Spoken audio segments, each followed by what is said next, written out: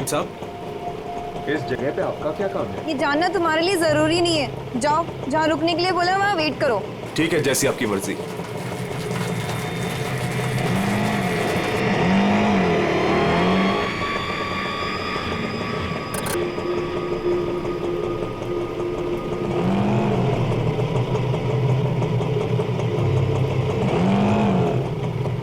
अरे तुम गए नहीं अभी तक, जाओ।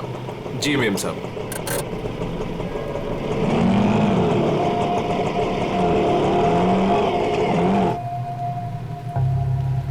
हेलो विशाखा, मैं करिश्मा बोल रही हूँ। मैं एमजी रोड के यहाँ कंस्ट्रक्शन बिल्डिंग पे खड़ी हूँ।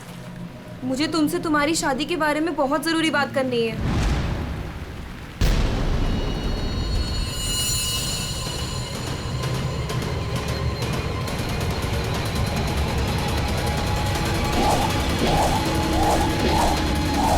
मेम साहब, मेम साहब, मेम साहब, कहाँ चली गई?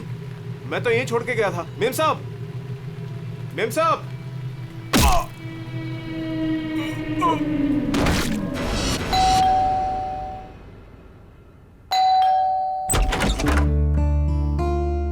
अरे आप इतनी जल्दी आ गए ऑफिस से? हाँ, आज काम कुछ कम था। ये लो, आते आते तुम्हारे लिए कुछ साग सब्जियां लाया हूँ और इसे फ्रीजर में रख दो। विशाखा के लिए लाया हूँ, उसे आइसक्रीम पसंद है ना? आज आपकी लाडली ये खाने वाली नहीं है। पर क्यों? आज सुबह से ही उदास है, खुद को कमरे में बंद कर रखा है और खाना भी नहीं खाया उसने। तुमने उसे कुछ कह दिया क्या? मैं क्या कहूंगी, लेकिन हाँ, आज सुबह किसी का फोन आया था।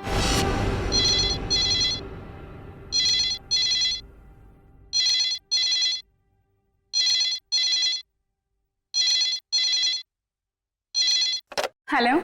हेलो, विशाखा बोल रही हो? जी हाँ, विशाखा बोल रही हूँ। देखो, मुझे तुमसे बहुत ज़रूरी बात करनी है। ये बात तुम्हारी शादी के बारे में है। शादी? कौन सी शादी?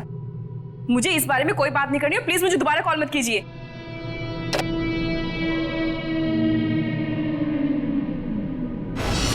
अरे इतनी मुश्किल से तो 2 हफ्ते पहले टूटी हुई शादी को भूल पाई थी, अब फोन करके उसके जख्म किसने हरे कर दिए? बहुत पूछा मैंने कि किसका फोन था, लेकिन रोई जा रही है, जवाब ही नहीं दे रही है। मैं देखता हूँ, तुम चिंता मत करो। विशाखा, विशाखा बेटे, विशाखा बेटे, दरवाजा खोलो। विशाखा, दरवाजा खोलो। विशाखा! ये दरवाजा क्यों नहीं खोल रही है? रोने की आवाज भी नहीं आ रही। कहीं उसने कुछ? अरे तुम विशाखा को नहीं पहचानती क्या? वो ऐसा कुछ नहीं करेगी। विशाखा बेटा, दरवाजा खोलो बेटे। विशाखा, दरवाजा खोलो। विशाखा! विशाखा?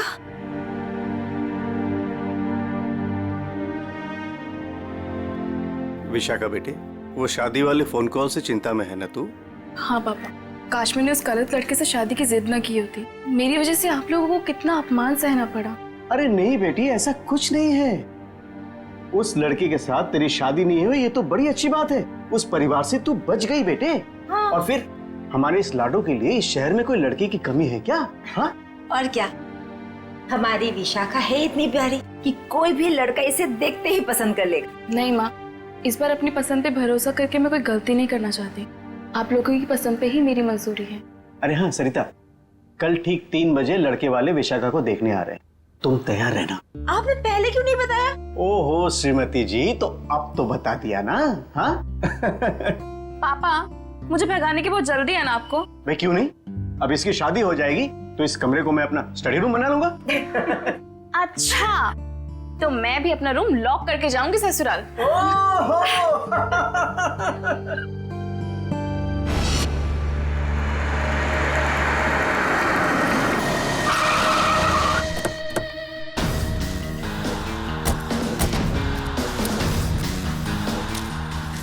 भाई साहब, मैं यहाँ का बचपन, मैंने ही आपको फोन किया था। लाश कहाँ पर है? जी उस तरफ। चलो दिखाओ। जी।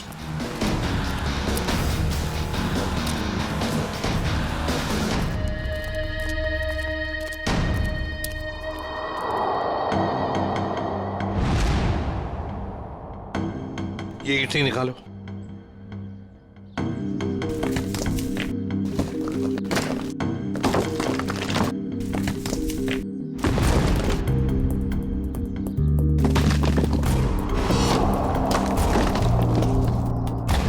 लगता है लाश को छुपाने की पूरी कोशिश की, लेकिन पूरी तरह से कामयाब नहीं हुआ है।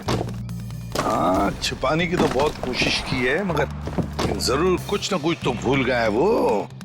कोई ना कोई सुराग तो हमें जरूर मिलेगा। वैसे लाश ज्यादा पुरानी नहीं दिख रही है। एक काम करो, बाहर निकालो इसे आराम से, संभल के।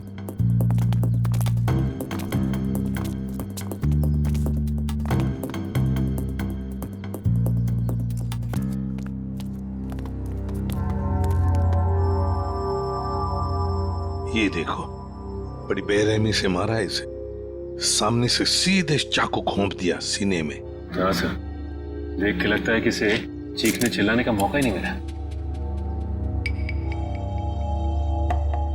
ये देखो, इसके सिर के पीछे भी चोट है। लगता है जिसने भी ये किया है ना, शायद पीछे से आकर इस रिक्शा वाले के सिर पर पीछे से हमला किया, वार किया। ये बेचारा मुड़ गया हमलावर को देखने के लिए, तो सामने से चाकू घोंप दिया।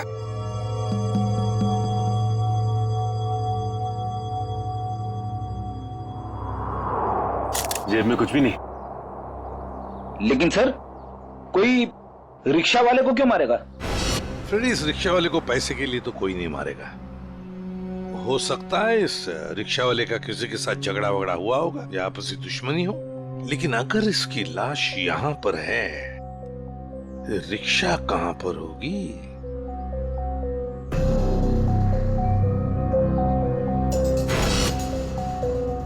सर, हाँ सर ये देखिए सर, ये खून की बूंदें और घसीटने के निशान हैं।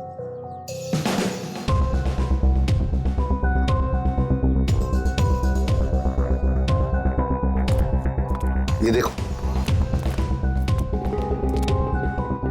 लगता है जिसने भी ये किया है, इस रिक्शा वाले को यहाँ से घसीट कर वो लेकर गया वहां ईंटों में छुपाने के लिए। वो क्या है?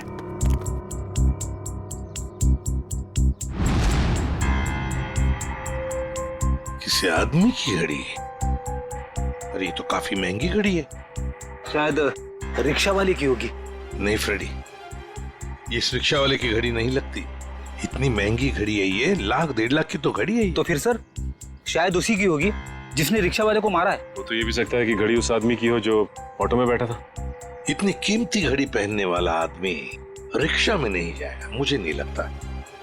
देखो, और भी कोई सुराग मिलना चाहिए। देखो जरा आसपास।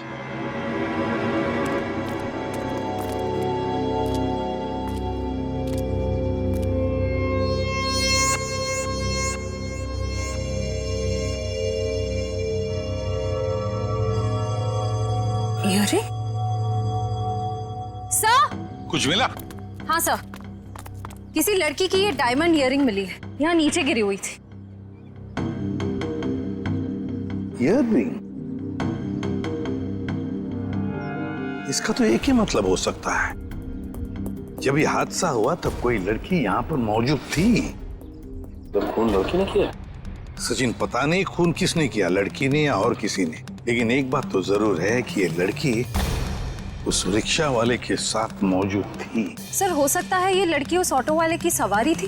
लेकिन लड़की यहाँ ऐसी जगह क्या करने आई थी?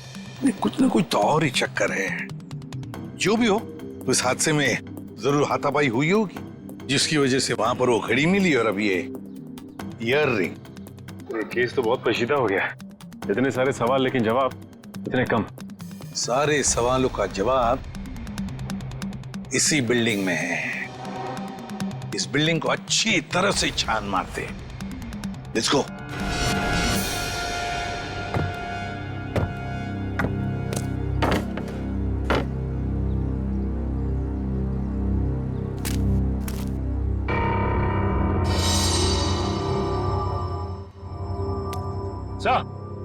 हाँ सचिन, क्या हुआ? ये देखिए, सीढ़ियों पे खून की बूंदें। हाँ, ये देखो। सर ये तो बहुत ही अजीब बात है, लाश वहां पर और खून की बूंदें यहाँ। मुझे तो कुछ और ही आ रहा है दिमाग में। कहीं और एक लाश तो नहीं इस बिल्डिंग में? ऊपर चलकर देखते हैं, देखते हैं ये खून के धब्बे कहां तक है।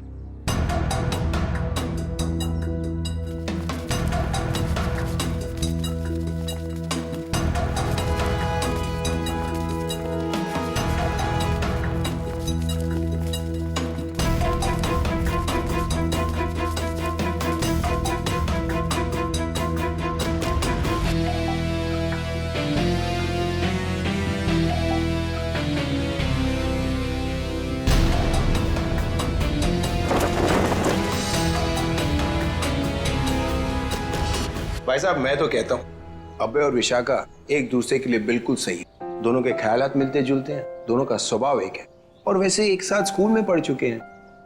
बेटा तुमने हमें बताया नहीं कि तुम अभय को पहले से जानती हो? नहीं पापा, अभय मेरी क्लास में नहीं थे। वो क्या है ना अंकल, हम दोनों की क्लासेस सेम थी पर सेक्शन अलग अलग थे। आप सेक्शन ए में थी और मैं सेक्शन सी में था। बात यह है ना जी, अभय के लिए एक से बढ़कर एक खानदान से रिश्ते आ रहे हैं, लेकिन इससे मना कर दिया है।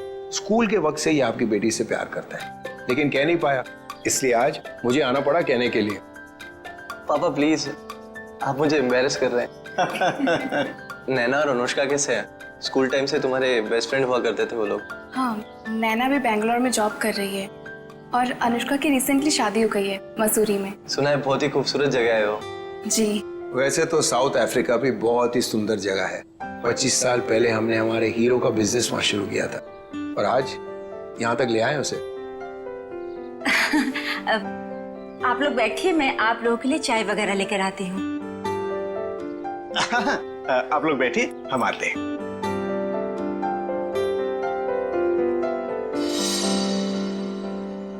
क्या बात है सरिता, क्या हुआ?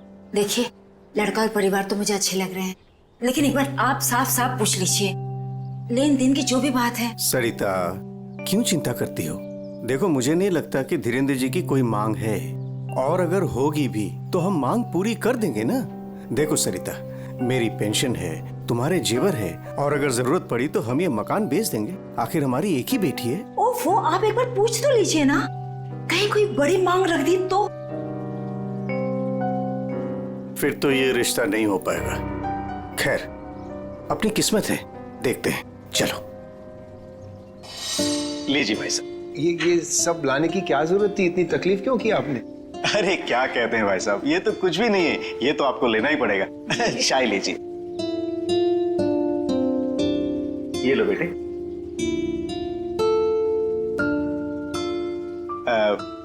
भाई साहब अगर आप बुरा न माने तो कुछ देर हम लोग बाहर चल के आपस में बात कर लेते हैं।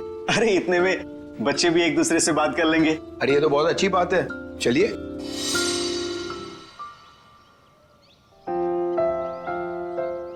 भाई साहब, आपका बेटा हमें बहुत पसंद है। मुझे भी बिल्कुल विशाखा जैसी बहू चाहिए थी। अगर विशाखा अभय को पसंद करे। उसकी फिक्र आप मत कीजिए, हमारी मंजूरी में ही उसके यहाँ है। ये तो बड़ी अच्छी बात है, तो मैं बात पक्की समझूं? जी जरूर। धीरेन्द्र जी, अगर आपकी कोई मांग हो तो आप मुझे। ये कैसी बात कर ली आप लोगों ने? अरे भाई, भगवान का दिया हुआ सब कुछ है हमारे पास। आपकी बेटी सिर्फ 2 जोड़ी कपड़ों में चाहिए, ये आप कर पाएंगे या नहीं? मुझे समझ में नहीं आता कि मैं आपका ये कर्ज कैसे चुका पाऊंगा। लेकिन हमारी एक शर्त है। शर्त? ये शादी 2 दिनों में हो जानी चाहिए। 2 दिनों में शादी की तैयारियां हम कैसे कर सकते हैं? देखिए, ये हमारी एक ही बेटी है, हम चाहते हैं कि उसकी शादी बड़े धूमधाम से हो, इसलिए थोड़ा अगर आप हमें वक्त दे दे तो। देखिए भाई साहब, मैं आपकी बात समझता हूँ, लेकिन 3 दिनों के अंदर मुझे साउथ अफ्रीका पहुंचना है। सिर्फ मेरे बेटे की वजह से मैं अपना पूरा कारोबार छोड़ के आया हूँ। अगर आप ये नहीं कर पाओगे तो ये रिश्ता नहीं होगा। हाँ? सोच लो आप लोग।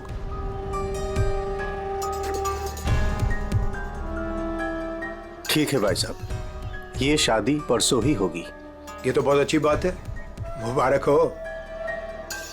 देखिए, आप शादी की तैयारियां कीजिए, पैसे की चिंता न कीजिए, वो हम करेंगे। जी।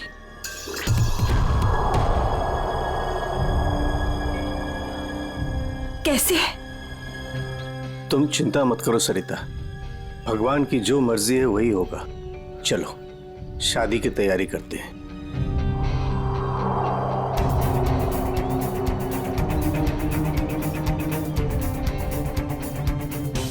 पता नहीं मुझे ये सब ठीक क्यों नहीं लग रहा है। शादी ब्याह जैसी चीज जल्दबाजी में करना, कहीं हम गलत निर्णय तो नहीं ले रहे?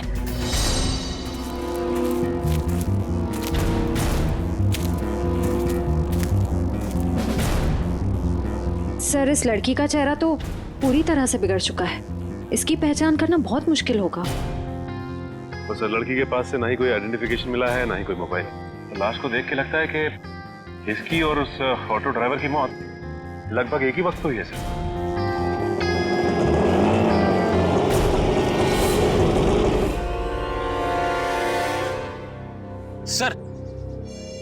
ये लावारिश रिक्शा यहाँ से थोड़ी दूर पे खड़ी हुई थी, लोगों ने मुझे बताया। और सर, ये रहे रिक्शा के पेपर्स। वो लाश इसी रिक्शा ड्राइवर की थी, चमन नाम था उसका। और सर, ये फोटो भी लगी उसकी। हाँ, चमन खुद मालिक था इस रिक्शा का। और कुछ मिला? हाँ सर, मोबाइल मिला है सर, लेकिन सर बैटरी डाउन है इसकी। ठीक है, कोई बात नहीं, इसमें से हमें बहुत कुछ इंफॉर्मेशन मिल सकती है।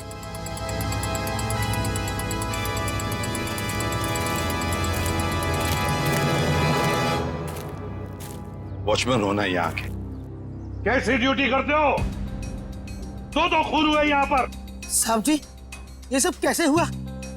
मुझे नहीं पता चला। चुप, नाटक बंद। जरा याद करके बताओ, क्या कोई आया था यहाँ पर इस रिक्शा में से? कोई नहीं आया था इस रिक्शा से। ये कैसे हो सकता है? हाँ? कोई बिल्डिंग से ऑटो दूर क्यों खड़ा करेगा?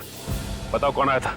हाँ साहब जी, याद आया, जब मैं खाना खाने गया था ना, जरूर कोई आया होगा। झूठी करते हो।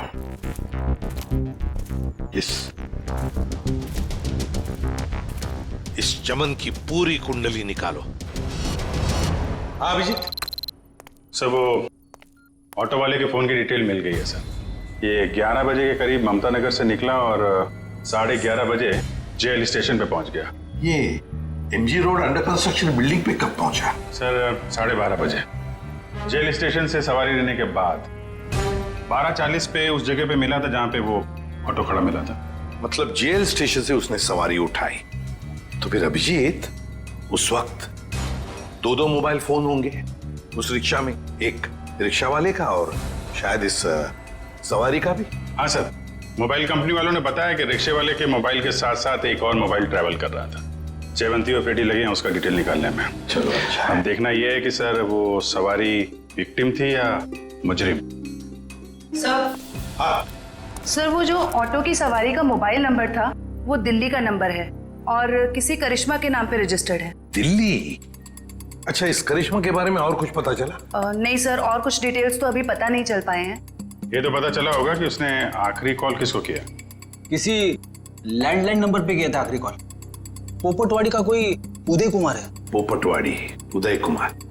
पंकज काम करो, इस दिल्ली वाली करिश्मा के सारे डिटेल निकाल, पूरे के पूरे डिटेल। और अभिजीत, इस पोपटवाड़ी के उदय से मिल लेते हैं, पता तो चले ऐसी भी क्या बातें हो रही थी करिश्मा और उसके बीच में। इसका चेहरा तो बहुत बुरी तरह से बिगड़ गया है, एकदम तहस नहस हो गया है। सर, इनके फेस को हम रिकंस्ट्रक्ट नहीं करवा सकते? बहुत मुश्किल काम है तारिका, बहुत वक्त लगेगा। हाँ, लेकिन एक बात जरूर पता चल गई। ये पता चल गई कि ये काम क्या करती थी। क्या काम? तारिका, ये लड़की एक नर्स थी। नर्स? ये देखो, ये देख रहे हो, ये इसकी उंगलियों पर और ये अंगूठे पर ये कॉल। ये निशान तो ज्यादातर उन्हीं लोगों के हाथों में होता है ना जो दूसरों को इंजेक्शन देते हैं। एग्जैक्टली तारिका। अब मुझे लगता है ये खून या तो किसी बदले की भावना से किया गया है या फिर कोई प्यार व्यार का चक्कर। प्यार व्यार का चक्कर? तुमको ऐसा लगता है तो तुम फोरेंसिक आते ही क्यों? तुम अब से मत आया करो हमारे लैब में प्लीज। हाँ, अरे ये क्या? हाँ। और अभिजीत, तुम्हारे और मेरे बीच में जो भी था ना वो खत्म। प्यार का चक्कर। विशाखा, तुम्हें पता है वैसे तो मैं अभय की मुंह बोली बहन हूँ, पर हाँ, एक सगी बहन अपने भाई को उतना प्यार नहीं करती, उससे भी ज्यादा प्यार मैंने अपने भाई को दिया है। Sweet of you. Thank you so much मेरे भाई को शादी के लिए हाँ कहने के लिए। यकीन ही नहीं हो रहा है ना, इतनी जल्दी सारी तैयारियां हो जाएगी। और आज हमारी बेटी की मेहंदी की रस्म है। तुम ठीक कह रही हो, मगर ये सब कुछ मुमकिन नहीं होता अगर धीरेन्द्र जी हमारी सहायता नहीं करते तो। देखो ना, अभय की बहन माया किस तरह से सुबह से लेके सारा काम कर रही है, कितनी अच्छी तरीके से कर रही है ना? वाकई। सर, यहाँ पे तो शादी की तैयारियां चल रही है, पूछताछ कैसे करेंगे? वही तो, लेकिन एक बात याद रखना, ऐसे माहौल में जरा समझदारी से काम लेते हैं, किसी को ठेस नहीं पहुंचनी चाहिए, है ना? अरे आइए आइए, आप लोग लड़के वालों की तरफ से? देखिए, हम लोग मेहमान नहीं हैं, हम लोग सीआईडी से आए हैं। सीआईडी? यहाँ सब कुछ ठीक तो है ना? देखिए, आप फिक्र मत कीजिए, हमें पता है आपके घर में शादी का रस्म चल रहा है, लेकिन देखिए बात को ज्यादा नहीं है, सिर्फ 2 मिनट की बात है। एक बात बताइए, कल लैंडलाइन पे कोई अनजान फोन आया था आपको? हाँ, मेरी बेटी विशाखा ने फोन उठाया था। जरा बुलाइए ना विशाखा को। विशाखा बेटी, 1 मिनट इधर आना। हाँ जी, 1 मिनट। जी पापा। बेटे ये। हाय विशाखा, शादी मुबारक हो। Thank you. हम सीआईडी से हैं, मैं इंस्पेक्टर श्रेया। कल सुबह 10 बजे लैंडलाइन पे एक कॉल आया था। जी आया था। किसका फोन था? किसी करिश्मा का फोन था, बट मैं उसे नहीं जानती। अगर तुम उस लड़की को नहीं जानती हो तो उसने तुम्हें क्यों कॉल की? दरअसल वो मुझसे मिलना चाहती थी, पर मैंने उसे मना कर दिया। तुम तो कह रहे हो तुम उसे जानती तक नहीं, फिर भी वो तुमसे बात करना चाहती थी। कोई ना कोई तो वजह जरूर होगी, हैं? बताओ। शायद वो मेरी शादी के बारे में कुछ बात करना चाहती थी। क्या क्या बात करना चाहती थी? कुछ बताया उसने? जी, तब तक तो मुझे भी नहीं पता था कि मेरी शादी होने वाली है। वो शायद मेरी पिछली शादी के बारे में बात करना चाहती थी। मतलब विशाखा, तुम्हारी पहले भी एक शादी तय हो चुकी थी जो टूट चुकी है। देखिए प्लीज, अगर इस बारे में इस वक्त बात न करें तो अच्छा होगा। बड़ी मुश्किल से उस सदमे से ये उभर पाई है। प्लीज। पापा, इट्स ओके, मुझे उस बात से कोई फर्क नहीं पड़ता है। पर आप इस फोन कॉल के बारे में मुझसे इतने सवाल क्यों पूछ रहे हैं? दरअसल बात यह है कि करिश्मा नाम की उस लड़की का। एक मिनट, मैं समझाता हूँ। देखिए, ये करिश्मा जिसने फोन किया था यहाँ पर, हम उससे मिलना चाहते हैं एक केस के सिलसिले में। ये करिश्मा कोई मुजरिम है क्या? क्या इसने कोई जुल्म किया है और ये मुझसे क्यों बात करना चाहती है? देखो, करिश्मा मुजरिम है या नहीं ये अब तक तय नहीं हुआ है। खैर छोड़ो, आप लोग शादी की तैयारियां करो। और विशाखा, हम सब की तरफ से शादी मुबारक हो। Thank you.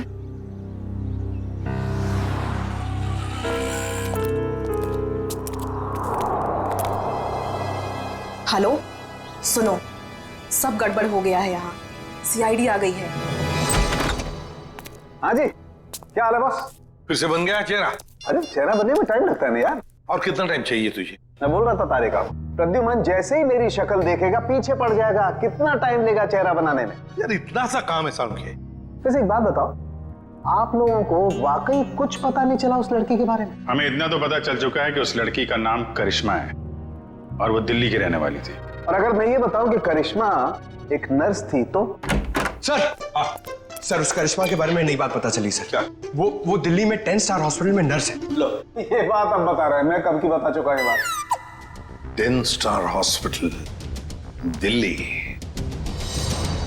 वाह यार अभय, बड़ी सुंदर दुल्हन मिली है तुझे, सच्ची। पता नहीं कहाँ से किस्मत लिखा के लाया है। अरे वो कहते हैं ना, लंगूर के हाथ में अंगूर। एग्जैक्टली।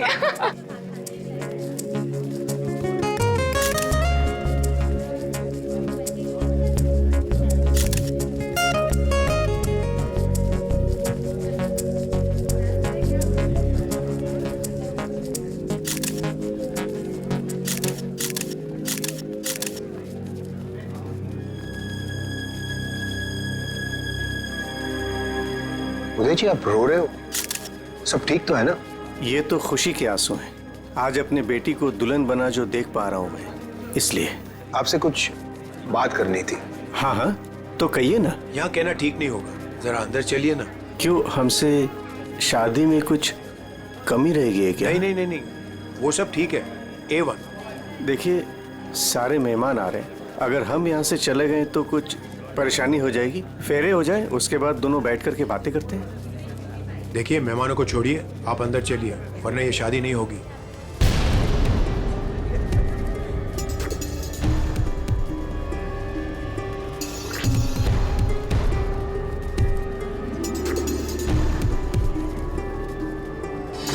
आइए उदय जी।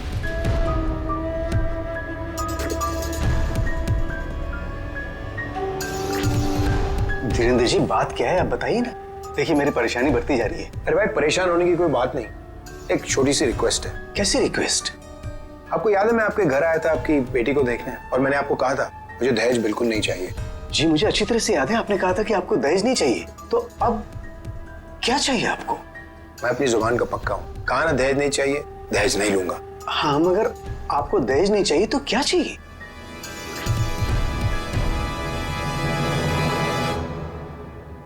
Kidney kidney kidney.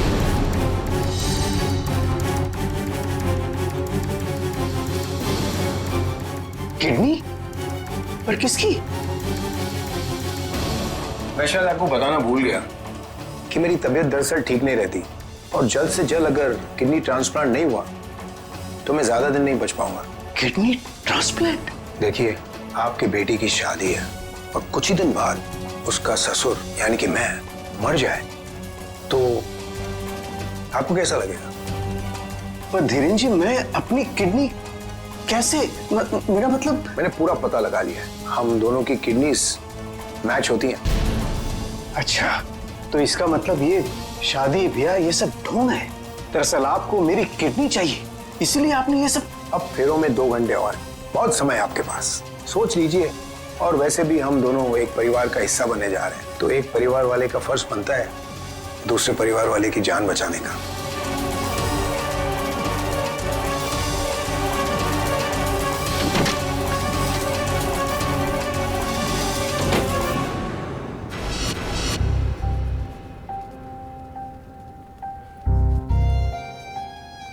आपको दहेज नहीं चाहिए तो क्या चाहिए? Kidney kidney kidney.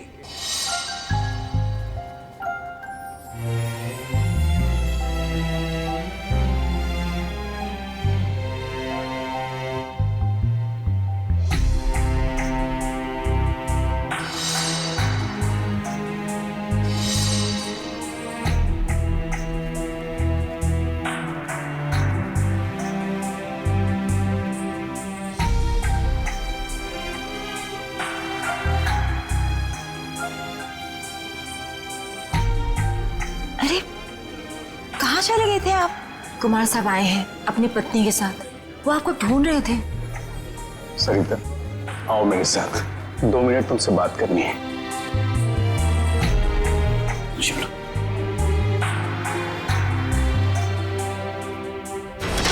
आओ सरिता। क्या हुआ, मुझे बताएंगे भी? सरिता, दरवाजा बंद कर दो, बताता हूं।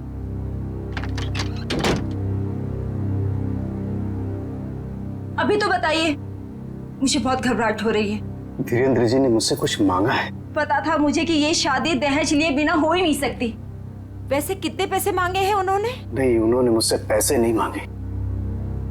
तो फिर? सरिता, उन्होंने मुझसे मेरी किडनी मांगी है। किडनी? हाँ सरिता। हे भगवान, इसका मतलब ये सब शादी वादी ढोंग है। वो आपकी किडनी लेना चाहते हैं? मुझे भी यही लग रहा है। ये अचानक से उनका मेरे घर आना, फिर 2 दिन में शादी, और अब ये सब कुछ। सरिता, मुझे तो इसमें बहुत बड़ी साजिश लग रही है। तो क्या अब हमारी विशाखा की शादी फिर से टूट जाएगी? अगर मैंने किडनी नहीं दी तो ऐसा ही होगा। ना सरिता, तुम मत रो।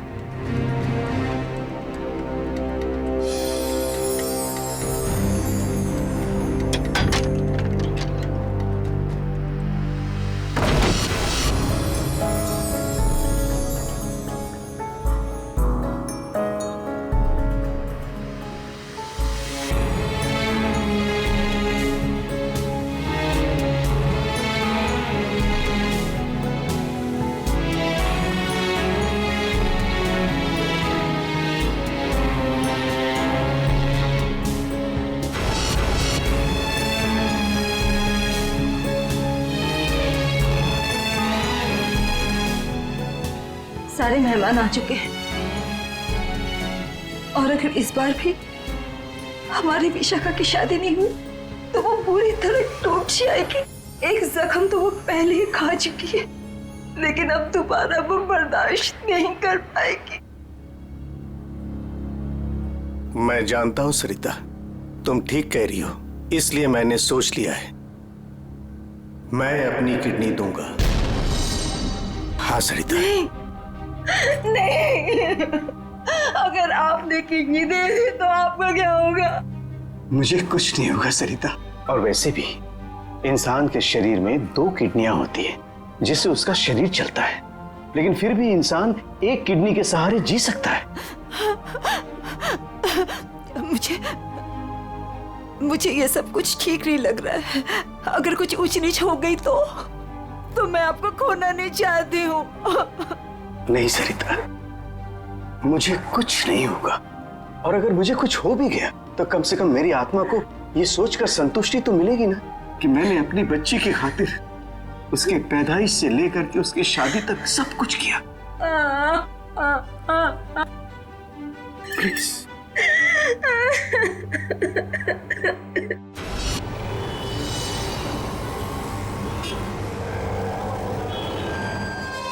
हेलो सर, मैं अनुज, इस हॉस्पिटल का डीन।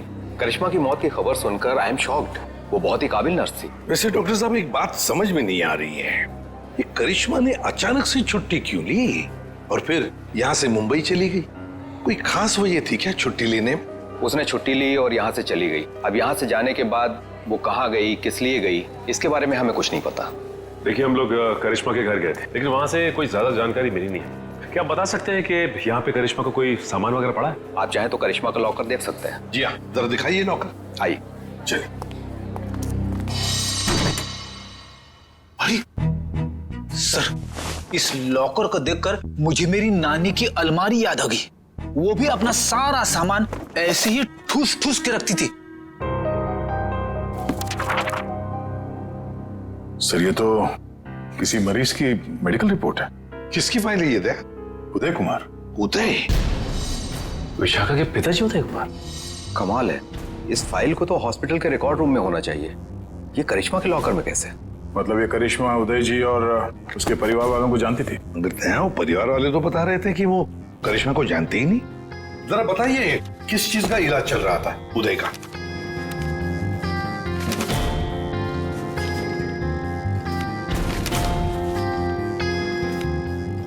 क्या डॉक्टर साहब, आपके चेहरे का रंग उड़ा हुआ क्यों है? उदय जी को फूड पॉइजनिंग थी और उनके सारे टेस्ट किडनी के करवाए गए हैं। क्या? यार ये क्या चक्कर है? नहीं दया, कुछ न कुछ तो गड़बड़ जरूर है, कुछ न कुछ तो गड़बड़ है। अच्छा डॉक्टर साहब, इस करिश्मा का बर्ताव कुछ अजीब लगा आपको? मतलब कुछ गड़बड़ लगा आपको कभी? नहीं, ऐसा तो कुछ भी नहीं लगा। सर, ये देखिए। माय गॉड, तो ये बात है। क्या बात है उदय? अरे डॉक्टर चंद्रप्रकाश, आओ बैठो बैठो। ये अचानक क्या बात करना चाहते हो तुम मुझसे? और भाभी जी क्यों रो रही हैं? शादी में कोई मदद वगैरह चाहिए? डॉक्टर, शादी की कोई बात है ही नहीं। अच्छा, तुम ये फाइल मेरी देखो ना, मेरी मेडिकल फाइल। ये फाइल चेक करके बताओ कि क्या मैं अपनी एक किडनी डोनेट कर सकता हूँ? उदय, तुम्हारी बेटी की शादी हो रही है और इस वक्त तुम्हें ये सवाल सोच रहा है? डॉक्टर, शादी न रुके इसलिए तो मैं ये बात पूछ रहा हूँ तुमसे। बताओ ना। क्या मतलब है? मतलब मैं बाद में तुम्हें समझाऊंगा। तुम पहले मुझे ये बताओ कि मैं एक किडनी के सहारे जी सकता हूँ या नहीं। बताओ डॉक्टर, मुझे प्लीज बताओ ना।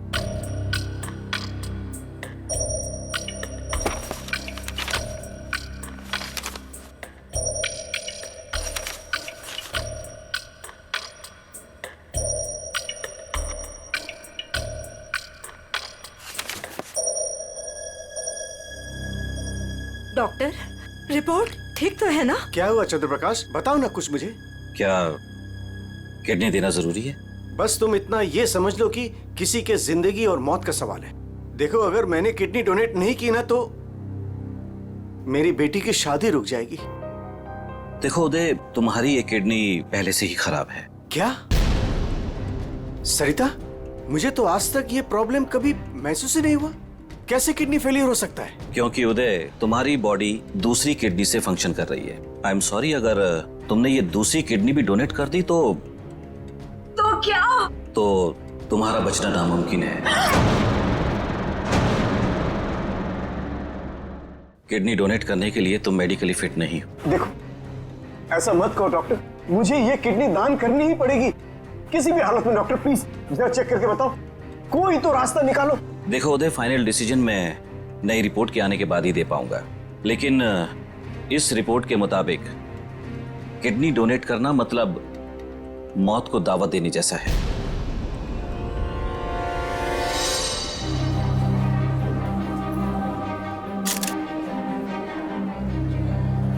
आओ। क्या हुआ माँ? आप परेशान लग रही हैं। नहीं, ऐसी कोई बात नहीं। फेरे का समय हो गया है, आओ।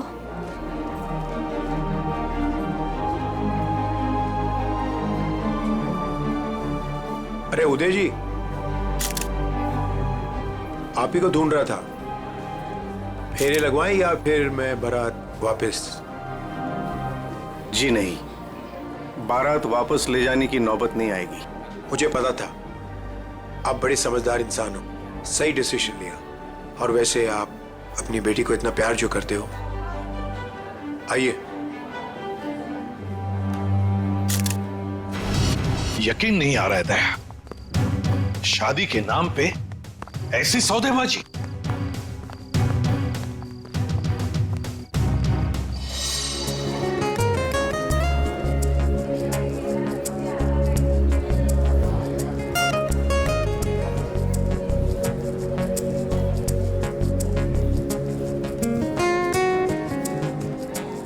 रुक जाइए।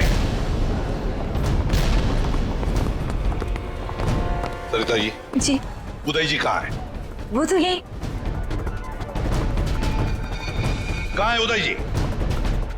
यही तो थे, कहाँ चले गए?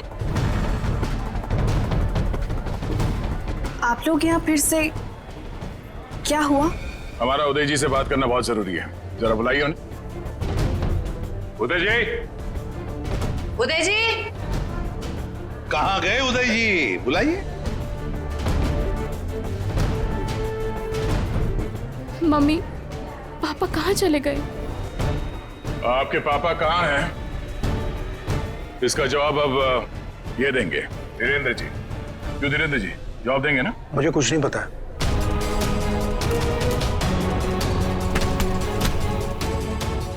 नहीं पता तो सड़क कहाँ रहे आप? हाँ? सर, मैंने कुछ नहीं किया सर। मैं तो इनका असली बेटा भी नहीं हूँ सर। मेरे पति को इन लोगों ने गायब करवाया होगा और किडनी के लिए ये लोग शादी तोड़ने की धमकी दे रहे थे। मॉम, आपने बात मुझे पहले क्यों नहीं बताई?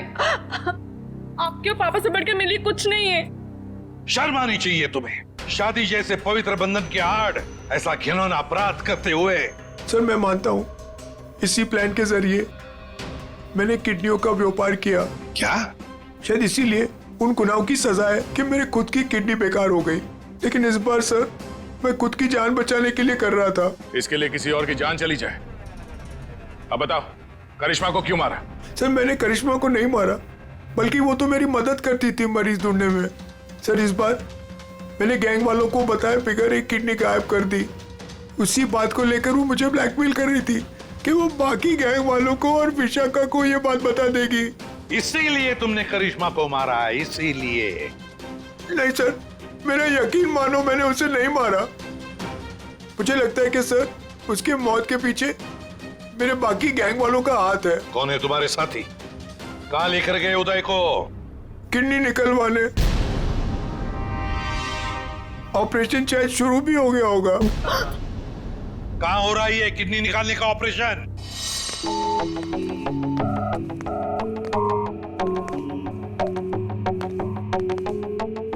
चल डॉक्टर, ऑपरेशन शुरू कर। देखो, तुम जो ये कर रहे हो ना, ठीक नहीं कर रहे हो। बकवास बंद कर और अपना काम कर जल्दी।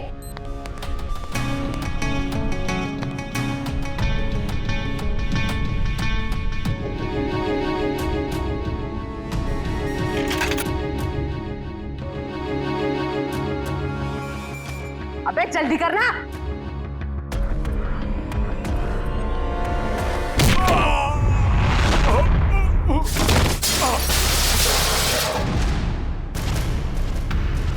कौन है वहां? कौन है?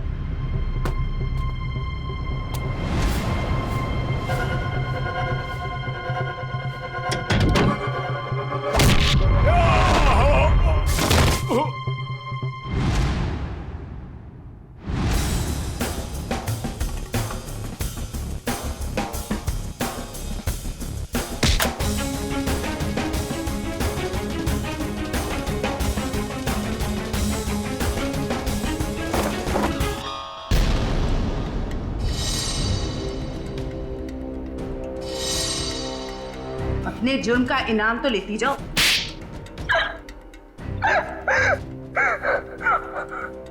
ये सारा षड्यंत्र हमने सिर्फ लोगों की किडनियां हथियाने के लिए किया है। ये सब पता है हमें। ये बताओ करिश्मा को क्यों मारा तुम? क्योंकि करिश्मा हमें धोखा दे रही थी। लेकिन तुमने करिश्मा का खून किया, ये बात तुमने धीरेन्द्र से क्यों छुपाई? ताकि जब धीरेन्द्र किडनी ट्रांसप्लांट के लिए ऑपरेशन थिएटर में आए तो वहां उसे आराम से मार सके, ताकि वो खून ना लगकर एक हादसा लगे। और उदय की किडनी तुम ऊंचे दाम में बेचना चाहती थी, क्योंकि उदय का blood group Bombay blood group है, एक रेयर ब्लड ग्रुप है ना? यही प्लान था सर, लेकिन आप सीआईडी वालों की वजह से वो सब चौपट हो गया। करिश्मा का खून और कितने सारे मासूम लोगों की किडनियों की चोरी, तुम्हें तो फांसी ही होगी। इतना काफी है तुम्हें फांसी के फंदे तक पहुंचाने के लिए। जयवंती, ले जाओ इसे। सर।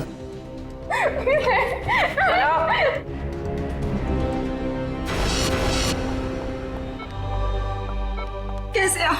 तबीयत कैसी है आपकी? पापा ठीक तो है आप? सरिता, विशाखा बेटी, तुम लोग रो क्यों रहे हो? क्या हुआ मुझे? मैं आपसे कभी बात नहीं करूंगी। आपको क्या लगा मेरी शादी आपकी जिंदगी से ज्यादा जरूरी है? ऐसी कोई बात नहीं।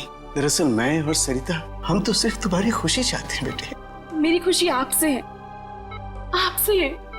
माना बाकी लड़कियों की तरह मेरा भी सपना है कि मेरा भी एक अच्छा पति हो, लेकिन वो पति मुझे अपने पिता की कीमत पर बिल्कुल नहीं चाहिए। देखा उदय जी, आपकी बेटी विशाखा कितनी समझदार है, सियानी है और सही बोल रही है। एक बात हमेशा ध्यान में रखना, बेटी घर का सम्मान होती है, सुख होती है, खुशी होती है। उसके हाथ पीले करना तो सौभाग्य की बात होती है, लेकिन उसके लिए माता पिता को अपनी जान दांव पर लगाने की कोई जरूरत नहीं। एसीपी साहब, मैं आपसे वादा करता हूं, चाहे कुछ भी हो जाए, मगर मैं इंतजार करूंगा। अब की बार मैं अपनी बेटी का हाथ सिर्फ उसी को दूंगा जो इसके लायक हो। आप सबका बहुत बहुत शुक्रिया बेटी। Thank you very much.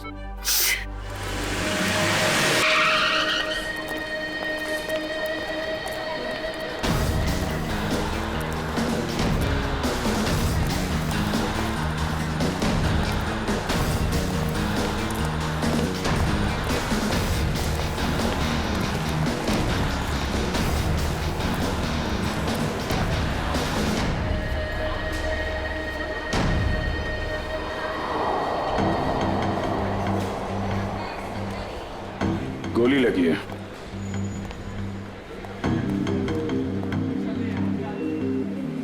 Exit wound तो है नहीं, गोली अभी भी अंदर है। और शरीर पे कहीं भी जख्म के कोई निशान भी नहीं है। यार ये कौन सी गोली है? ये देखा? घाव के पास छोटे छोटे छेद हैं, छर्रे जैसे लग रहे हैं।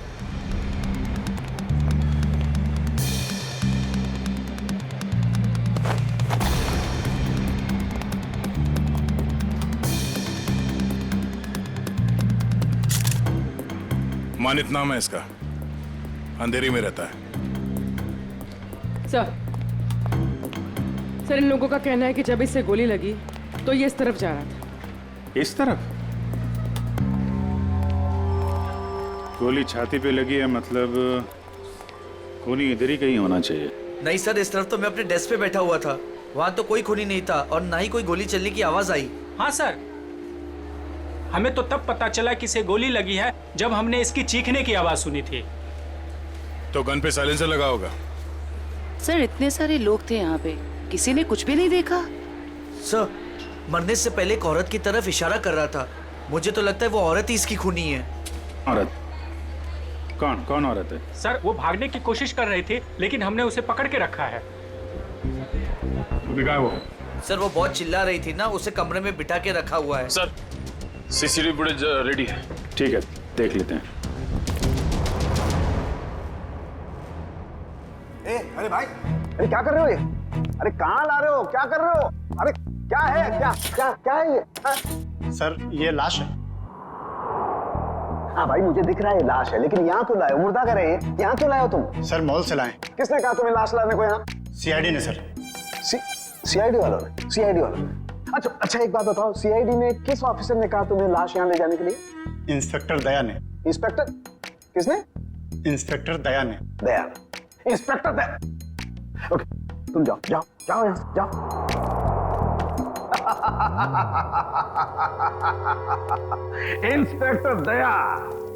इंस्पेक्टर दया ने इन लोगों को ये कहा कि लाश फॉरेंसिक लैब में लेकर के जाओ, लेकिन हमें बताने की जरूरत महसूस नहीं की। तुम्हारे पास फोन आया? कोई फोन नहीं आया। नहीं आया? तुम्हारे पास भी फोन नहीं आया? सालुके के पास भी फोन नहीं आया?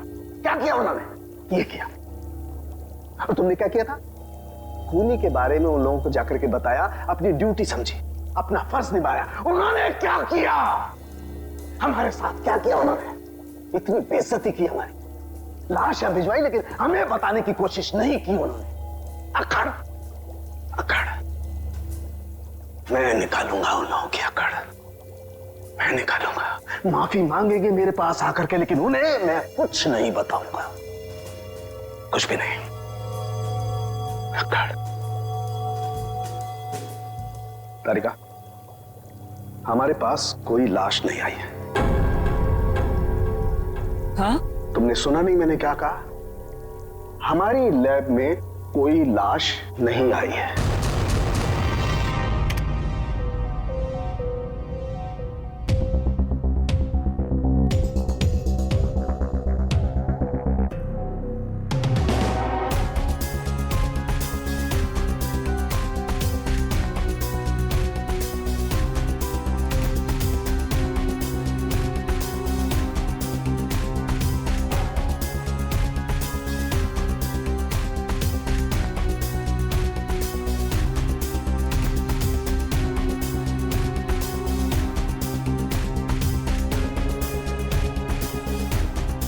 पॉज करो। Play back.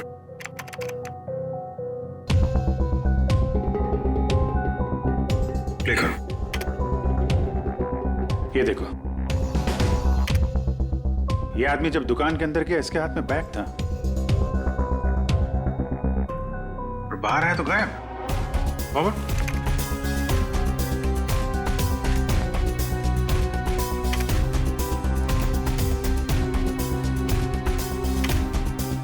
ये देखो, हो सकता है वो बैग दुकान के अंदर भूल गया। प्ले करो। एक मिनट, इसे पॉज करो। ये आदमी यहाँ पर फोन पर बात कर रहा है और वहां इसकी लाश के पास हमें कोई फोन मिला तो नहीं था। हाँ सर हो सकता है किसी ने भीड़ का फायदा उठाकर उसका फोन गायब कर दिया हो। प्ले करो।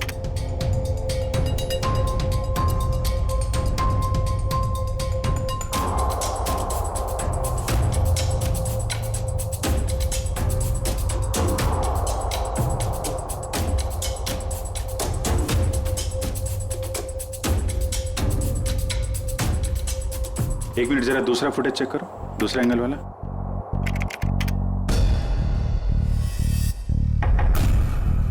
बॉस, ये देखो, टकराने से ठीक पहले इस लड़की ने अपने बैग में हाथ डाला था। मतलब सर गन इसके बैग में थी? लगता तो यही है। प्ले करो। ये मरने से पहले उस लड़की की तरफ इशारा भी कर रहा है। गार्ड्स ने भी यही बताया था। हो ना हो, मनित को इस लड़की ने ही गोली मारी है। नहीं नहीं, मैंने उस आदमी को नहीं मारा। मैं तो उसे जानती भी नहीं हूँ। जयवंती, बैग चेक करो इनका। बैग दो। मैंने कहा बैग दो। तुमने कुछ नहीं किया और वो आदमी ऐसे ही मारा गया। हाँ? मैं सच कह रही हूँ, मैंने उसे नहीं मारा। मैं तो उसे जानती भी नहीं हूँ। सर बैग में गन नहीं है, इसने कहीं छुपा दी होगी। नहीं सर, बैग में गन थी ही नहीं।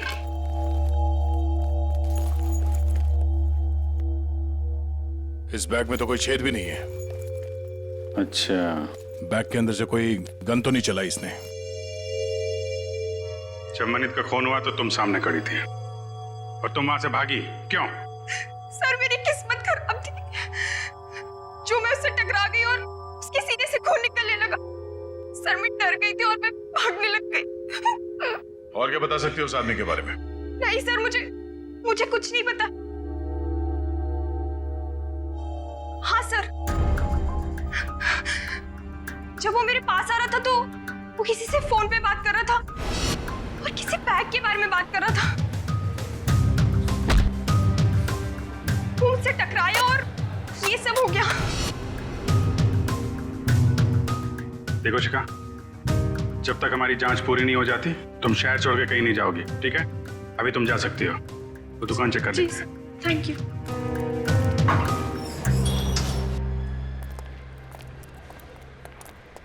शोरूम अच्छी तरीके से चेक कर लो, देखो कहाँ है बैग।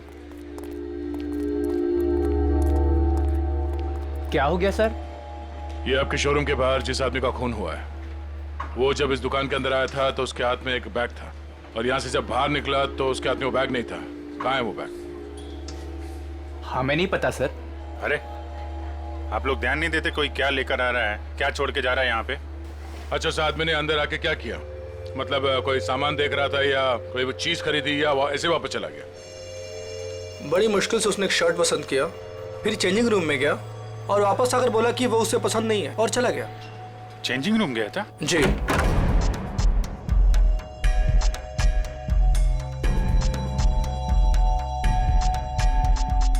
यहाँ तो कोई बैग है ही नहीं। सर पूरा शोरूम चेक कर लिया है पर वो बैग कहीं नहीं मिला। लगता है वो बैग कोई और लेके चला गया। लेकिन सर वो बैग लेके जा कौन सकता है? ये सोचो कि उस बैग में था क्या जिसे मनित यहाँ पे छोड़ गया और कोई उसे उठा ले गया। जरूर कोई कस्टमर वो बैग लेके गया होगा जो मनित के बाद इस चेंजिंग रूम में गया था। एक काम करते हैं, हम लोग मनित के घर जाके देखते हैं बैग के बारे में कुछ पता चल जाए। तब तक तुम सीसीटीवी फुटेज चेक कर लो।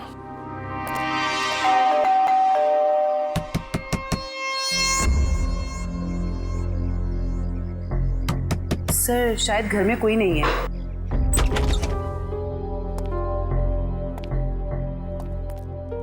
पता करो, शायद कोई ऐसा सुराग मिल जाए जिससे पता चले कि उसके बैग में क्या था।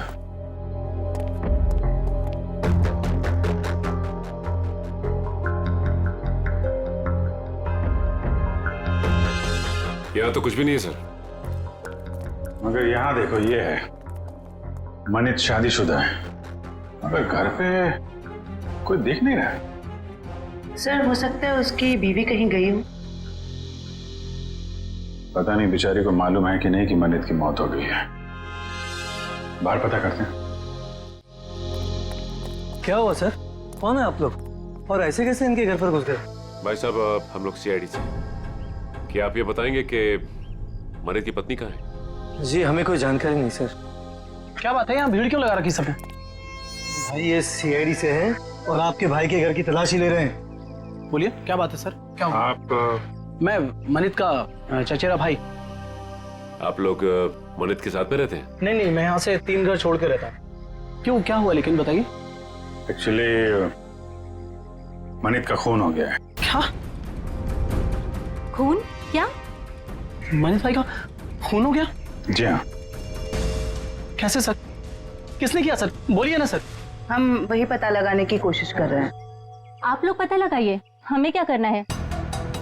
संदीप चलो यहाँ से, हमें नहीं पड़ना इस झमेले में। यहाँ परिवार इतना मुसीबत में पड़ा तो मैं जल्दी पड़ी है। 2 मिनट चुप रहो। लगता है आपको मनित की मौत का कुछ ज्यादा दुख नहीं है। सर, धोखे से सारी जायदाद हड़प ली थी उसने, दुखी कर रखा था उसने हमें, तो उसकी मौत का हमें दुख क्यों होगा? कीर्ति, यहाँ जायदाद की बात नहीं है। मनीष जैसे भी थे हमारे भाई थे सर। अच्छा, आप लोगों को किसी पे शक है? नहीं सर। सर, उसने हमें धोखा दिया था और भी पता नहीं कितने लोगों के साथ उसने धोखा किया है। ऐसे धोखेबाज इंसान के तो हजारों दुश्मन हो सकते हैं, हमें क्या पता। अच्छा, और कोई रिश्तेदार? सर, हम लोग हैं और जिया है उनकी पत्नी, बाकी उनके माँ बाप रहते हैं साथ में, और एक मनीष भाई की सगी बहन है नेहा। अच्छा, चवंती सर, जिया और उसके माँ बाप को और मनित की सगी बहन नेहा, इनको जरा ब्यूरो में बुलवाओ।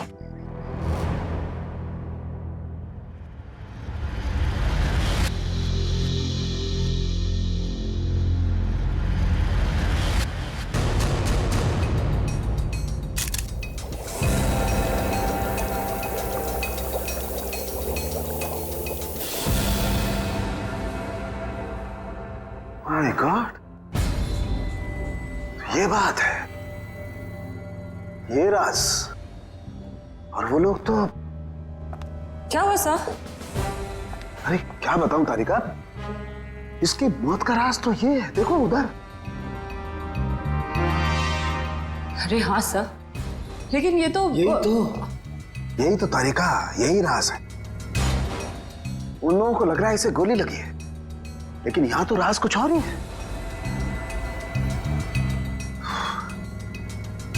बताना तो पड़ेगा। सर, क्या कर रहे हैं आप? सीआईडी वालों को बताना पड़ेगा ना। क्या बताना पड़ेगा? तारिका, उन्हें बताना पड़ेगा कि कैसे जीता जागता इंसान एक लाश में बदल गया। कौन सी लाश? कब आई? मतलब मुझे तो कोई लाश दिखी ही नहीं। आप मजाक कर रही हो तारिका। अरे इस लाश की बात कर रहा हूं मैं, ये है ना तुम्हारे सामने। सर, लेकिन हमारे लैब में तो कोई लाश आई ही नहीं ना। ओह, मैं समझ रहा हूं तुम्हारा इशारा, लेकिन क्या है तारिका, फर्ज हमेशा भावनाओं से ज्यादा बड़ा होता है। बताना पड़ेगा।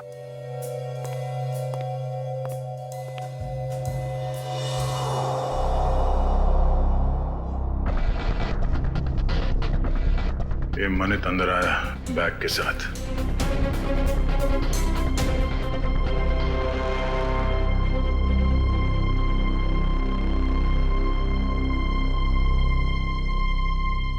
उसने शर्ट लिया और अब चेंजिंग रूम की तरफ जा रहा है। बैग अभी भी उसके हाथ में ही है।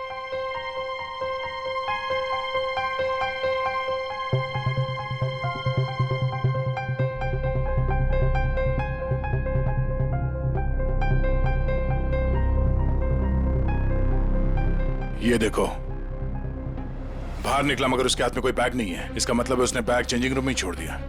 सर, मनित के बाद जो लोग चेंजिंग रूम में गए हैं, शायद उनमें से किसी ने लिया हुआ बैग। देखते हैं।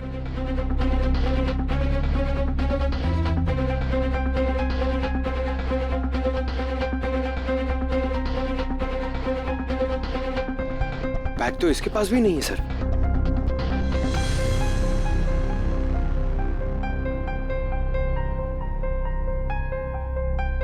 सर, लेडी के पास भी बैग नहीं है। ये भी खाली हाथ निकली।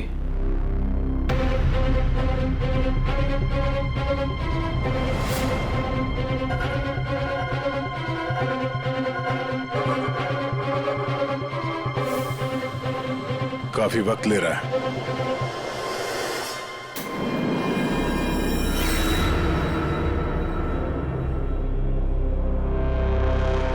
एक मिनट पॉज करो। ये आदमी कौन है? पता नहीं सर, ये आदमी कह रहा था कि इसे मॉल से बाहर ही बाहर कहीं जाना था, इसलिए इसने कपड़े बदल लिए। ये वो आदमी ये चेंजिंग रूम के अंदर गया। मनित ने जो बैग छोड़ा था इसने अपने शॉपिंग बैग के अंदर रखा, कपड़े बदले और चेंजिंग रूम से बाहर आ गया। लेकर उसे। सर, ये बैग क्यों लेके गया? जरूर कुछ तो होगा।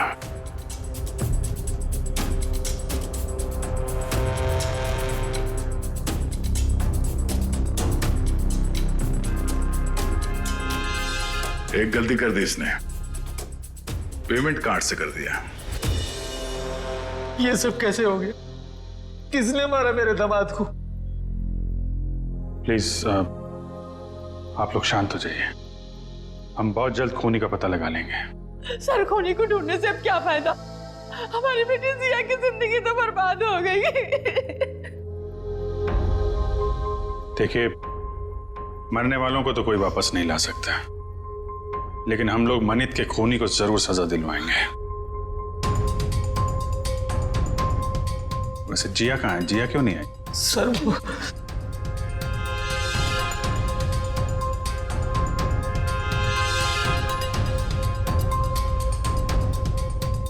देखिए, आप लोग कुछ भी छुपाएंगे तो हम आपकी मदद नहीं कर पाएंगे। घबराइए मत, बताइए जिया कहाँ है? सर, जिया को किसने अगवा कर लिया है सर, और हमसे कहा गया है कि अगर किसी को बताया तो उसे जान से मार देंगे। कौन लोग हैं ये? आपको पता है? पता नहीं कब, हमारी तो किसी से लड़ाई झगड़ा भी नहीं हुआ। पता नहीं कौन दुश्मनी निकाल रहा है सर। हमें बस इतना ही पता है सर कि आज मनित अपने अकाउंट से 30 लाख रुपए निकाला था, और वो रुपए उनको देने के लिए मॉल जा रहा था। ओह, तो वो फिरौती की रकम लेके मॉल में गया था और वहां उसका खून हो गया। मनित, मेरा भाई कहाँ है? देखिए, मुझे मेरे भाई से मिलना है। कहाँ है वो? मैडम एक मिनट, आप हमारी बात सुनिए प्लीज। देखिए, मुझे कुछ नहीं सुनना, प्लीज मुझे मेरे भाई से मिलवा दीजिए, मुझे उसे अभी देखना है। नेहा जी, कई बार सच्चाई बहुत तकलीफ देती है, पर हमें उसका सामना करना ही पड़ता है। मनित का किसी ने खून कर दिया है।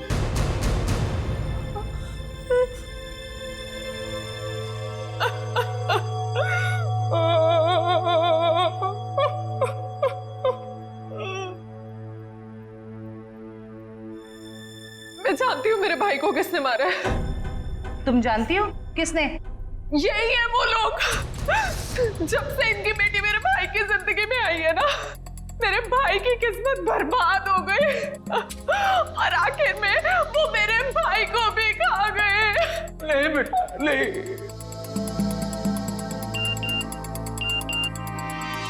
सर, मनित के कॉल रिकॉर्ड्स आ गए सर। देखो सर।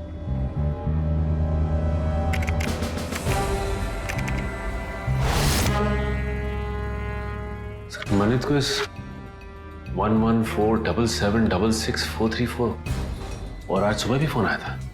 अच्छा, पता करो किसका नंबर है, डिटेल्स निकालो जरा।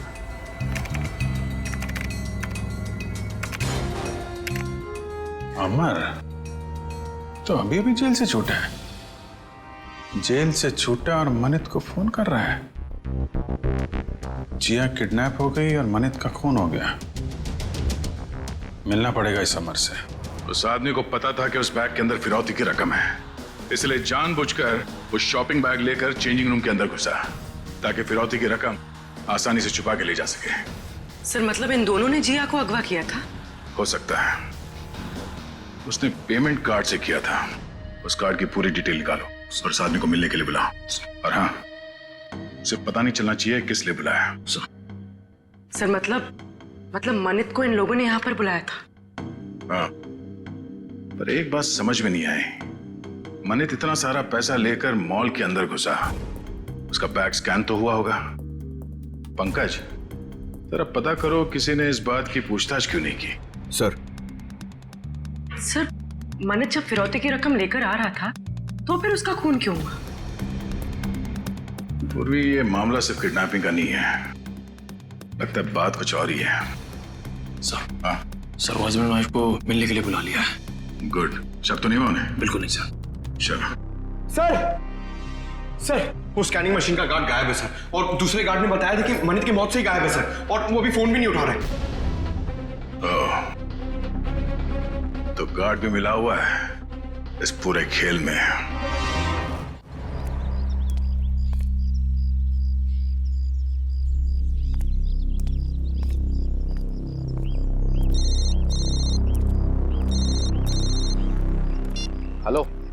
जिस जगह तुमने मुझे बुलाया था मैं वहां पहुंच गया हूँ। क्या जानते हो मेरे बारे में तुम्हें? अरे यार थोड़ा सब्र करना यार। कहाँ हो तुम? अरे पीछे मुड़ना यार। क्या?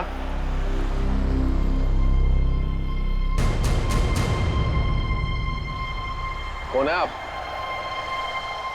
सीआईडी। क्या जानते हैं आप मेरे बारे में? सब कुछ। ये बताओ मनित का खून क्यों किया तुमने? क्या? ये क्या कह रहे हैं आप? मनित का खून हो गया? अनजान बनने का नाटक मत करो और सीधे सीधे बताओ क्यों मारा तुमने मनित को? मेरा यकीन कीजिए, मैंने मनित को नहीं मारा है। भला मैं उसे क्यों मारूंगा?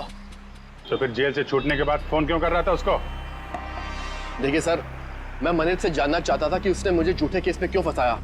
वो मेरा कॉलेज का बहुत पुराना दोस्त था, अच्छा दोस्त था, और दोस्त होने के बावजूद उसने मेरे खिलाफ झूठी गवाही दी और मुझे फंसा दिया और मुझे जेल हो गई। इसीलिए तुमने मनित का खून कर दिया और उसकी बीवी जिया उसे किडनैप कर लिया। क्या? जिया गायब है? जिया गायब। और अब तुम बताओ ये कहाँ है जिया? देखिए सर, मुझे नहीं मालूम जिया कहाँ है। मैं तो मनित से सिर्फ इतना जानना चाहता था कि जिस अनीता नाम की लड़की को मैं जानता नहीं था, तो उसने ये क्यों कहा कोर्ट में कि मैं अनीता के साथ मैंने बदतमीजी की है। सर, मुझे 5 साल की सजा होगी। है कौन ये अनीता? सर, मैं जेल से छूटने के बाद अनीता से मिला था, तो अनीता ने मुझे बताया कि मनित ने उससे कहा था कि अगर वो उसका साथ देगी उसको मुझे फंसाने में, तो वो उसे मॉडल बनाएगा और उसे पैसे भी देगा। अच्छा, कहाँ रहती है?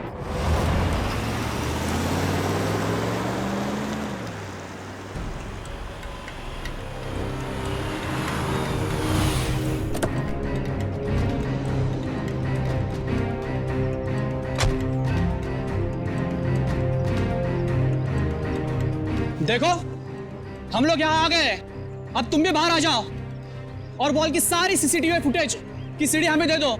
तुम जितना पैसा चाहोगे ना उतना पैसा हम तुम्हें देंगे, बस वो मॉल की सीसीटीवी फुटेज हमें दे दो।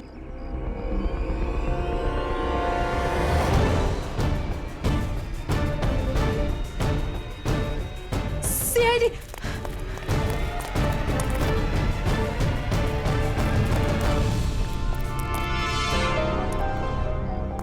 क्यों? हमें देखकर चौंक गए? हाँ? क्यों? लेकिन हमें तो मॉल के किसी आदमी ने फोन किया था, आप लोग क्या कैसे आ गए? हमने किया, तुम जैसे चोरों को बिल से निकालने के लिए। निखिल ने फोन किया था सीसीटीवी फुटेज देने के लालच से। सर मैं सच कह रहा हूँ सर, हम बेगुनाह हैं, हमने कुछ नहीं किया सर। अच्छा, कुछ नहीं किया? हाँ सर। फिरौती के पैसे लेकर भाग गया वहां शोरूम से और कहता कुछ नहीं किया। बता, जिया कहाँ है? सर हमें नहीं पता जिया कहाँ है, हम तो छोटे मोटे चोर हैं सर, और हमें भी मॉल से सिर्फ पैसों का बैग उठाने के लिए बोला था सर। किसने कहा था? किसके लिए काम करते हो तुम? बताओ जल्दी। सर मैं सच कह रहा हूँ सर, हमें वो सब नहीं पता। हमें सब इतना बताया गया था कि पैसों से बड़ी बैग उन तक पहुंचानी थी, उसके बाद हमें हमारा पैसा मिलने वाला है। सर मैं सच कह रहा हूँ। कहाँ पहुंचाना है वो पैसों का बैग? आज शाम उनका फोन आने वाला है, उसके बाद पता चलेगा। केस सॉल्व हो गया मिस्टर अभिजीत। आप यहाँ? हाँ, मैं यहाँ पर। क्यों, क्या हुआ? ऐसे घूर क्यों रहे हो? थोड़ा अजीब लगा आपको यहाँ देख के। क्यों अजीब क्यों लगा? अक्सर आता रहता हूँ मैं यहाँ जब भी जरूरत पड़ती है। हाँ मगर अभिजीत, सालुखे ने हमेशा अपनी ड्यूटी को ज्यादा महत्व दिया है बजाय अपनी भावनाओं के। मनित की मौत के बारे में खास जानकारी देनी थी, आप लोगों ने तो जरूरी नहीं समझा जानकारी हासिल करना। जरूरत थी नहीं डॉक्टर साहब। दूसरी बात यह है कि हम खूनी के बहुत करीब हैं। लेकिन की भी गुंजाइश नहीं है। और कुछ ही देर की बात है, वो आदमी पकड़ा जाएगा जिसने जिया को किडनैप किया है और मनित को गोली मारी है। गोली? अभी तक अटके हुए उस गोली वाली थ्योरी पर दोस्त। हाँ, क्यों, क्या हुआ? वही जो हमेशा से होता है, फॉरेंसिक के बिना सीआईडी कोई केस कभी सॉल्व नहीं कर सकती है, इस बार भी नहीं। एक मिनट डॉक्टर साहब, आप कहना क्या चाहते हैं? मैं कहना ये चाहता हूं सचिन कि मनित की मौत गोली लगने की वजह से नहीं हुई, उसकी मौत हुई है पेसमेकर की वजह से। गोली की वजह से नहीं ना, पेसमेकर की वजह से। जानते हो ना, पेसमेकर जो इंसान के दिल या उसके पेट में लगा होता है ताकि उस इंसान का दिल सामान्य रूप से धड़कता रहे, उसकी धड़कनें सामान्य रहे। और ऐसे इंसान को कभी भी मेटल डिटेक्टर या किसी भी रेडिएशन वाली डिवाइस से गुजर करके नहीं जाना होता है, क्योंकि ऐसी डिवाइसेस के रेडिएशंस उसके पेसमेकर को नुकसान पहुंचा सकते हैं। उसके पेसमेकर में हाइड्रोजन बनने लगती है जिसकी वजह से वो फूट सकता है। ये देखो, मनित के साथ भी ऐसा ही हुआ है। इसके दिल में लगा हुआ एक पेसमेकर फट गया और उसके फटने की वजह से इसकी मौत हो गई। लेकिन सर, मनित का घाव तो बिल्कुल गोली के घाव जैसा ही है। अधिकतर ये पेसमेकर जब फटता है तो छोटे छोटे टुकड़ों में फटता है और इसकी वजह से उसके दिल के आसपास बहुत छोटे छोटे जख्म हो जाते हैं, छोटे छोटे घाव। लेकिन किसी खास वजह से ये पेसमेकर एक साथ फूटा और बाहर निकला, उसकी वजह से गोली जैसा घाव बन गया है। अच्छा डॉक्टर साहब, किसी तेज रेडिएशन वाले स्कैनर या फिर मेटल डिटेक्टर से गुजरने के कितनी देर बाद ऐसे इंसान की मौत हो सकती है? 2 से 3 मिनट बस। अब बताओ चेतन, जब गोली चली ही नहीं तो खून कैसे हुआ? और जब खून नहीं हुआ तो तुम खूनी के इतने करीब तक कैसे पहुंचे? Think about it.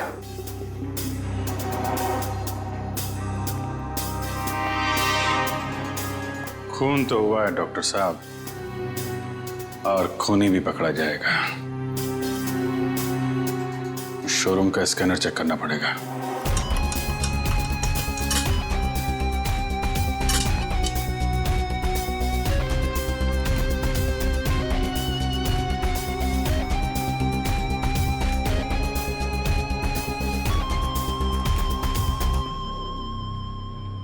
ये वायर क्या हुआ? सर, ये वायर तो इस मशीन में एक्स्ट्रा लगाया गया है। इस वायर से तो इस मशीन का रेडिएशन बढ़ जाता है। अच्छा जी। मशीन उठा।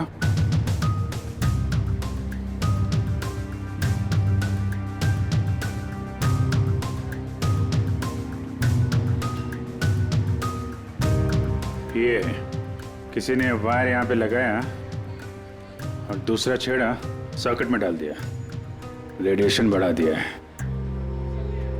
किसने लगाया बात? सर, हमें तो नहीं पता कब और किसने किया ये सब। सर, मुझे नहीं पता है किसने किया। रात को तो बंद रहता है मॉल। उस वॉचमैन ने किया होगा जो मनित की मौत के बाद फरार है। और सर, इतनी सफाई से काम किया है कि किसी को कुछ पता भी नहीं चला।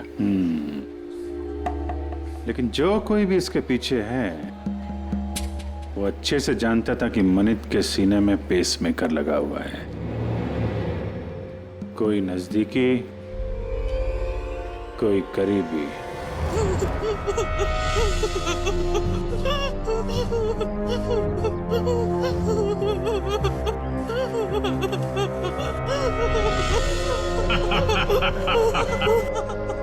अरे जितना रोना है रो ले, क्योंकि ऊपर जाके हंसने रोने मिलेगा कि नहीं मिलेगा पता नहीं।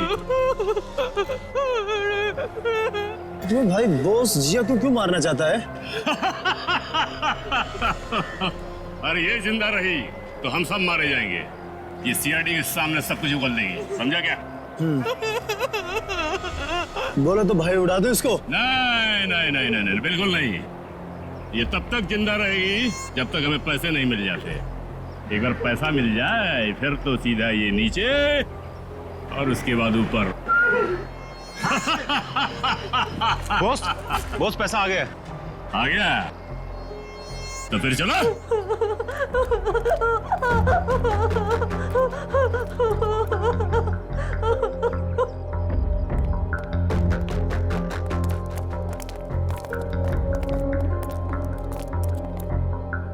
ले आए पैसे? हाँ, ले आया पैसे, लीजिए। पूरे है ना? हाँ हाँ पूरे है। अगर यकीन ना आता हो तो एक बार गिन के देख लीजिए। पूरे हैं। बॉस को फोन करके बता दो। Yes boss.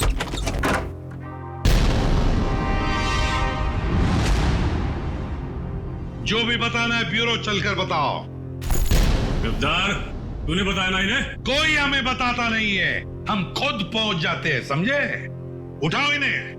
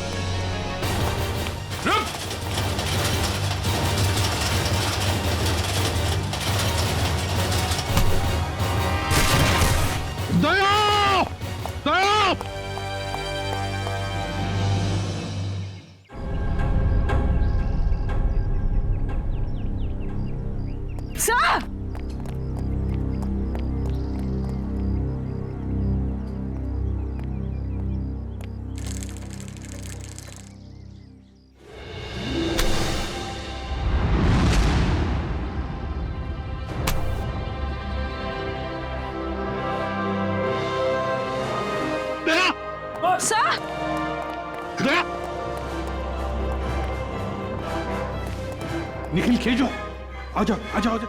जिया संभल के, देख संभल के। सर वो आदमी भाग गया सर। भाग के जाएगा कहाँ? कहाँ जाएगा? जिया, जिया, इसे जल्दी से हॉस्पिटल ले चलो।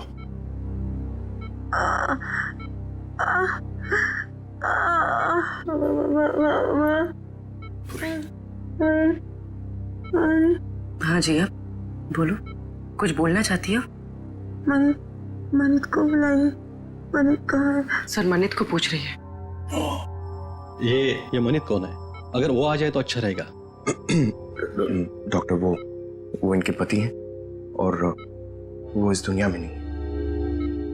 मनित को बुला लीजिए। जिया, ये देखो हमने मनित को इन्फॉर्म कर दिया है, वो आता ही होगा। चिंता मत करो। सिर्फ इतना बताओ, किसने अगवा किया था तुम्हें? हाँ? मुझे मार देगा, मुझे मार देगा। कौन मारेगा तुम्हें? बताओ। मुझे मार देगा। जिया, किसने अगवा किया था? कौन मारेगा तुम्हें? बताओ बताओ। जिया, जिया,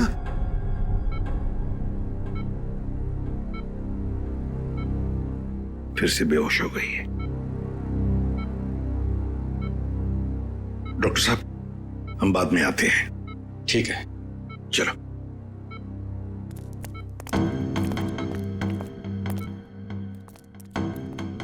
इशिता, कड़ी नजर रखो, अंदर किसी को भी जाने मत देना, किसी को मिलने भी मत देना।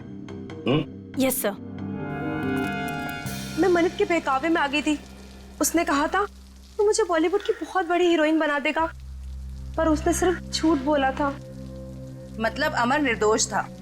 हाँ मैडम, वो निर्दोष है। वो निर्दोष है। किस को बताऊं कि वो निर्दोष है? क्यों? कोई और भी आया था क्या यहाँ पूछताछ करने? हाँ सर, अमर और एक औरत आई थी। कौन औरत? मुझे नहीं पता सर कौन थी वो। उसका चेहरा ढका हुआ था। 2 दिन पहले आई थी वो। अच्छा, उसकी कुछ पहचान बता सकती है? कोई हाव भाव, चाल ढाल, कुछ भी? कुछ याद है उसके बारे में? हाँ सर, मैंने उसका हाथ देखा था जब उसने मुझे गिफ्ट दिया था। गिफ्ट? वो गिफ्ट देख सकते हैं हम लोग? जी सर।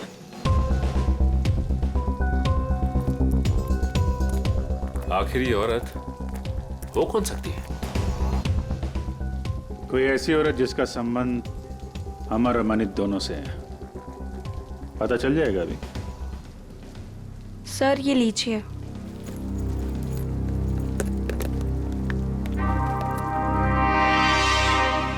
आपने खोला नहीं इस गिफ्ट को? नहीं सर, अभी तक नहीं खोला। Star souvenir.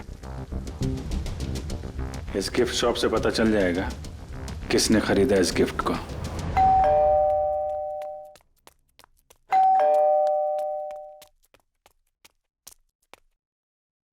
शिखा,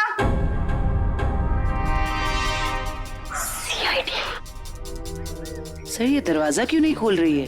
कहीं पता तो नहीं चल गया हम आने वाले? शिखा, दरवाजा खोलो शिखा। देखो कहाँ छुप के बैठी है।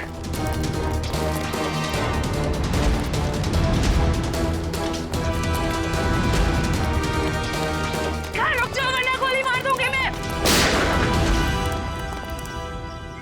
सब मैंने कुछ नहीं किया है। सब प्लीज मुझे छोड़ दीजिए।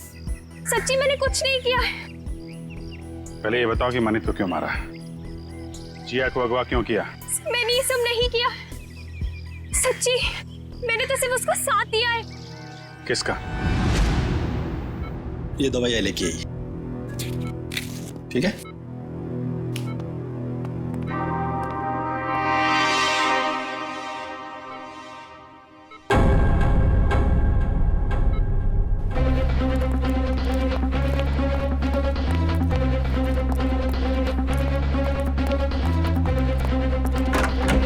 जिया, अरे ये जिया कहाँ है? कहीं उसे किसी चेकअप वेकअप के लिए लेके तो नहीं गए? इशिता, जिया कहाँ है? सर जब मैं इसकी दवा लेने गई तो वो सो रही थी। तुम उसे छोड़कर गई क्यों? ढूंढो उसे।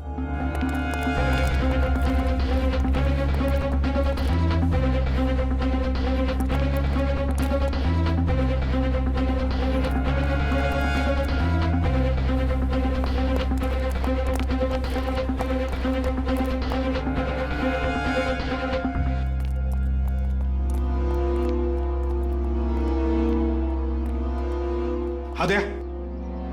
नहीं सर। गई कहाँ?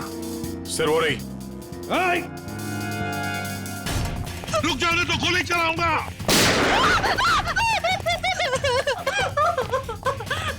मुझे मत मारो, मुझे मत मारो। मन्नत को मार डाला और खुद मरने से डरती हो? बताओ, क्यों साजिश रची तुमने मनित को मारने की? इतना सारा नाटक क्यों किया? बताओ। सर खुद की गलती सुधारने का मेरे पास कोई और मौका नहीं था, इसलिए।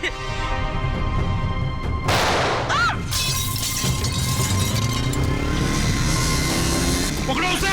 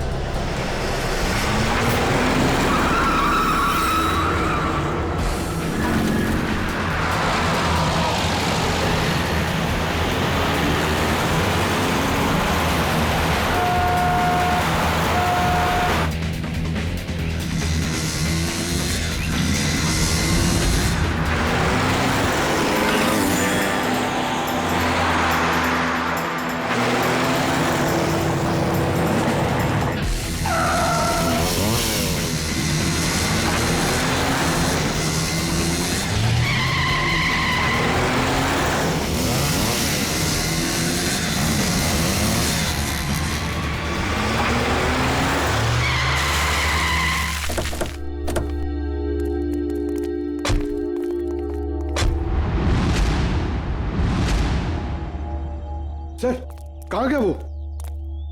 और यहाँ से बाहर जाने का कोई रास्ता भी नहीं दिख रहा है।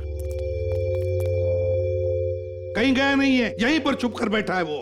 ढूंढो उसे, लेकिन हमें जिंदा चाहिए, वो जिंदा चाहिए।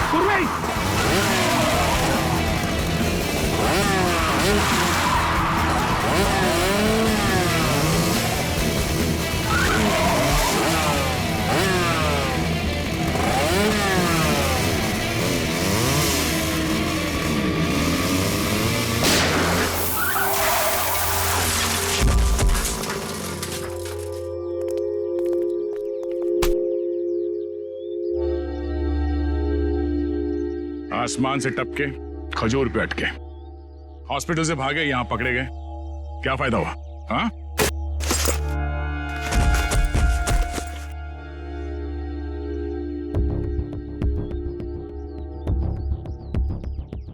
What?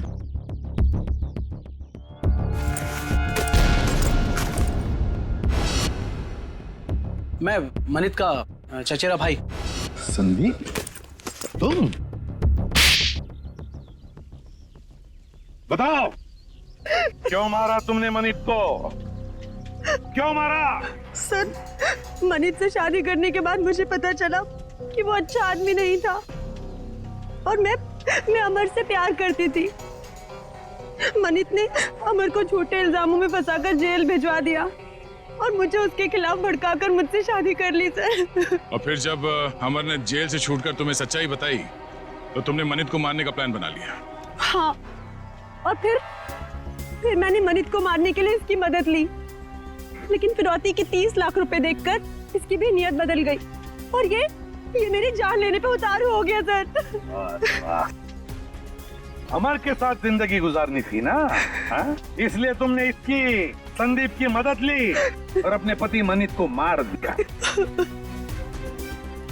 जेल की सलाखों के पीछे तुम दोनों एक साथ जिंदगी गुजारोगे, शायद फांसी भी होगी तुम्हें।